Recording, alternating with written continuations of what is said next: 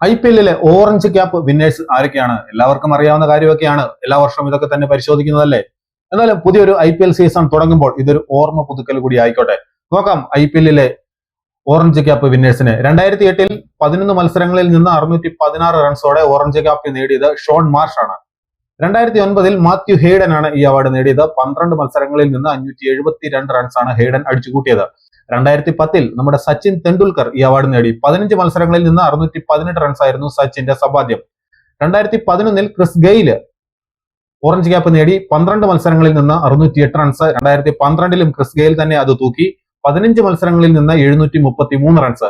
2013 Michael ഹസി ഈ ഒരു award സ്വന്തമാക്കി. 16 മത്സരങ്ങളിൽ നിന്ന് 733 റൺസാണ് ഹസി നേടിയത്.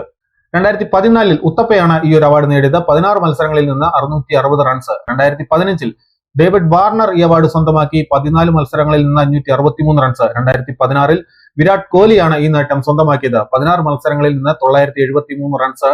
ഇതാണ് all time record.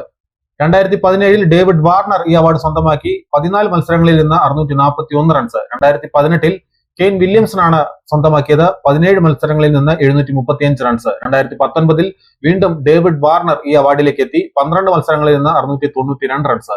2020 KL Rahul ആണ് ഇത് നേടിയത്. 14 മത്സരങ്ങളിൽ നിന്ന് 670 റൺസ്. 2021 ഋതുരാജ് ഗെയ്ക്വാദ് ഈ അവാർഡ് സ്വന്തമാക്കിയത്. 16 മത്സരങ്ങളിൽ നിന്ന് 635 റൺസ് നേടിയാണ്.